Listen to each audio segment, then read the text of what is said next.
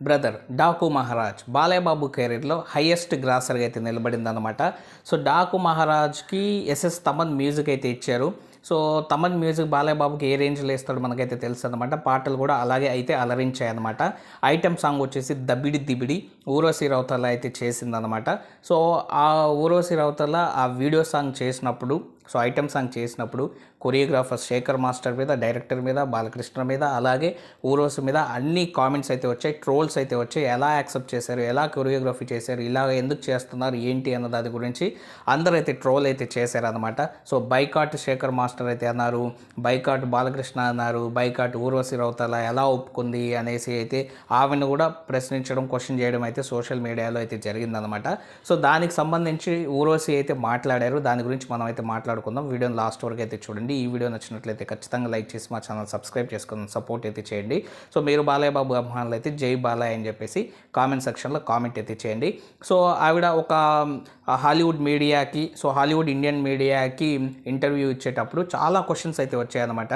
So మీరు డాకు మహారాజ్కి పిఆర్గా అయితే వర్క్ చేశారా, డాకు మహారాజ్ని మీరు ఎక్కువగా అయితే ఇది చేశారు, డాకు మహారాజులో అలాంటి క్యారెక్టర్ని ఎలా ఒప్పుకున్నారు, ఒక పోలీసు కాప్ లాగా మీరు యాక్ట్ చేస్తూ మరి ఆ సినిమాలో యోగా చేయడం కానీ అలాంటివి సెక్సువలైజ్గా ఉన్నాయి చూడడానికి, మరి అలాంటివన్నీ ఎలా యాక్సెప్ట్ చేశారు, అలాగే దబిడి దిబిడి డ్యాన్స్ మూమెంట్స్ చూస్తున్నా, సో అవి చూస్తున్నా కూడా అంత బాగా లేవు చూడడానికి, సో అలాంటివి ఎలా మీరు యాక్సెప్ట్ చేశారని అయితే ఆవిడనైతే అడిగారనమాట. సో రిపోర్టర్ అడిగిన దానికి ఊర్వశి ఆన్సర్ చెప్తూ, సో ఏది ఏమున్నా కూడా దబిడి దిబిడి సాంగ్ నాకు ఎక్కడ బ్యాడ్ అనిపించలేదు. కొరియోగ్రఫీ చేసేటప్పుడు కానీ, మేము షూట్ చేసేటప్పుడు కానీ, సో దాన్ని మేము ప్రజల్లోకి తీసుకొని వచ్చినప్పుడు కానీ, థియేటర్స్లో చూసినప్పుడు కానీ, సో నాకు ఎక్కడ బ్యాడ్గా అయితే అనిపించలేదు. ఒక డ్యాన్స్ మూమెంట్గానే మేమైతే చేసామన్నమాట. అందరూ ఆర్టిస్టులు కావచ్చు, బాలయ్య గారు కావచ్చు, ఆ కొరియోగ్రాఫర్ కావచ్చు, డైరెక్షన్ చేస్తున్న డైరెక్టర్ కావచ్చు, అందరూ ఒక డ్యాన్స్ మూమెంట్గా, డ్యాన్స్ స్టెప్ లాగానే అయితే చూసాము. అండ్ అలాగే థియేటర్స్లో కూడా సో చాలా మంచి రెస్పాన్స్ అయితే వచ్చింది. ఆ పాటకి మంచి వ్యూస్ అయితే వచ్చింది. ఆ సక్సెస్ని నేనైతే ఎంజాయ్ అయితే చేస్తున్నాను. సో థియేటర్ రెస్పాన్స్ మంచిగా అయితే ఉందన్నమాట. సో దానివల్ల నాకు ఎటువంటి ఇబ్బంది అయితే లేదు. ట్రోల్స్ వస్తే వచ్చాయని అయితే ఆవిడ కాన్ఫిడెంట్గా అయితే ఆన్సర్ అయితే చెప్పిందనమాట.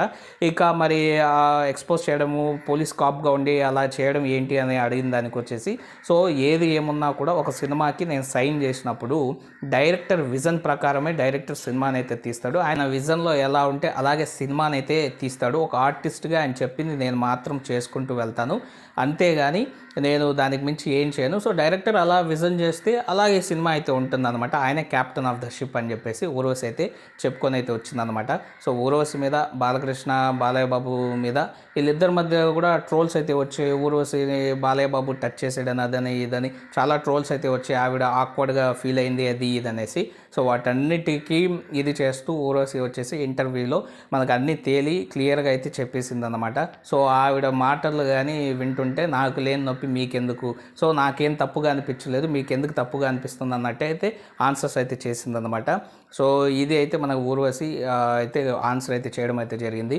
ఓ వీడియో నచ్చినట్లయితే ఖచ్చితంగా లైక్ చేసి మా ఛానల్ సబ్స్క్రైబ్ చేసుకొని సపోర్ట్ అయితే చేయండి. Thank you friends and by, take care friends.